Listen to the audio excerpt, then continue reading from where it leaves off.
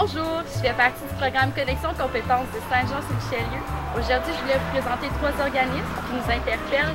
C'est des petites vidéos qui ont été faites par nous, les jeunes du programme Connexion Compétences, donc je vous souhaite bon visionnement.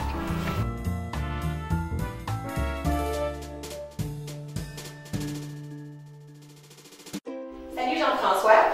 On est avec Jean-François, le directeur de la Maison des Jeunes, le Dôme, ici à Saint-Jean-sur-Richelieu. Donc, moi, je vais te poser 2 peties questions, bien simples. Je vais commencer par la première. C'est quoi votre mission, vous, à la Maison des Jeunes?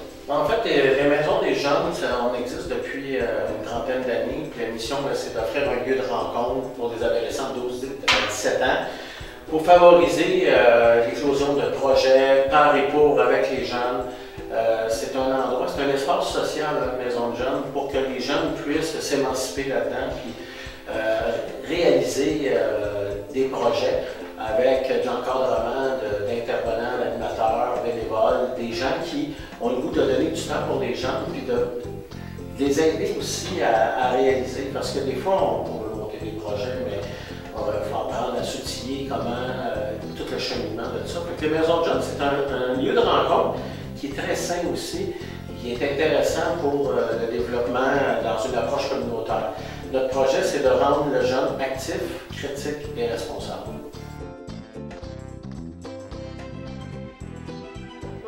Bonjour, aujourd'hui je suis avec Louise Philippe, qui est la directrice du Centre de formation à l'autogestion du Haut-Richelieu. Donc Louise, quelle est votre principale clientèle? Notre organisme est subventionné pour rejoindre les 18-35 ans qui sont en situation de pauvreté et d'exclusion sociale. Notre grand objectif, c'est d'être capable de développer la motivation intrinsèque, être capable de contrer le processus de dévalorisation quand clenche une période de non-emploi et de lutter contre les causes et les effets de la pauvreté et de l'exclusion sociale. On est subventionné par le ministère de la Santé.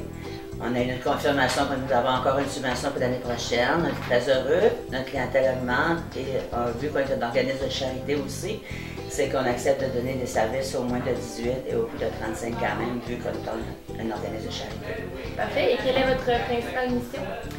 Notre principale mission, ce serait de donner une place aux gens qui sont dans la rue, qui n'ont pas de réseau social, d'avoir une place pour ça, un centre de crise, une place pour venir s'aider à s'auto-gérer, apprendre à comment faire un budget, comment apprendre à s'aimer, comment apprendre à se connaître, comment apprendre à faire un curriculum vitae, régler des problèmes, que ce soit sociaux, que ce soit avec la famille, que ce soit avec les dépendances, avec une mécène.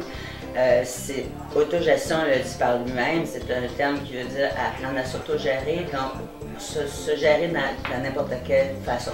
Sociale, économique, environnementale, puis c'est beaucoup les relations entre amis et les parents. Les jeunes aujourd'hui ont beaucoup de problèmes avec les relations avec les familles et leurs parents. Bon, parfait. Merci beaucoup, Louise.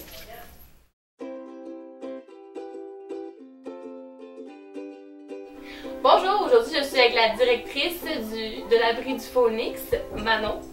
Donc, bonjour Manon. Allô. Donc, c'est quoi votre principale mission pour votre organisme? En fait, l'abri du Phoenix, on est à créer cet organisme-là qui va être tout nouveau à Saint-Jean.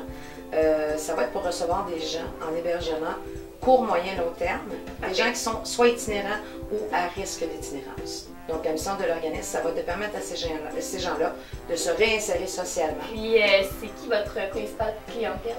Notre clientèle va être tout le monde qui peut se retrouver en situation d'itinérance. Et on parle de jeunes à partir de 16 ans jusqu'à, sans limite, on peut plus dire 99 ans, il y a des gens qui vivent plus vieux que ça. Donc, mais toute personne qui se retrouverait sans avoir un toit sur la tête, d'une façon court terme, ça peut être une nuit, ça peut être 2 nuits, moyen terme, donc on peut parler de quelques semaines, à aller jusqu'à plusieurs mois pour leur permettre de se réinsérer socialement. Donc, cette clientèle-là va être de 16 ans et plus. Le projet qu'on a, il est novateur parce que ça n'existe nulle part au Québec. Nous n'aurons que des pères aidants qui seront à l'intervention. Ce sont des gens qui ont des problématiques en santé mentale, qui sont rétablis et qui sont formés comme intervenants. Donc, ils ont connu les 2 côtés de la médaille et ils sont capables d'intervenir d'une façon très je dirais unique, parce qu'ils utilisent une approche en travail social qui est une approche centrée sur les forces de la personne. Donc, nos parents aidants, ce sont les, j'appelle ça mes générateurs d'espoir.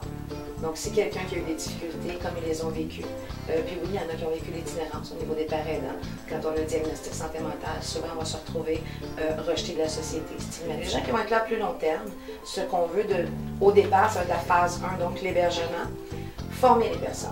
Donc, c'est leur donner un paquet d'outils, de bagages, que ce soit comment faire un budget, donc on va aller travailler avec la CIF, que ce soit de connaître nos droits, donc on va aller travailler avec l'aide juridique, on va aller travailler avec le collectif de défense de droits, pour permettre aux gens d'avoir un méga coffre d'outils et de repartir avec ça mieux outillés que bien des gens pour ne plus retourner à la rue, ne plus être ici. Parfait. Merci beaucoup, Manon. Nicole, hein? Non, Manon. Merci!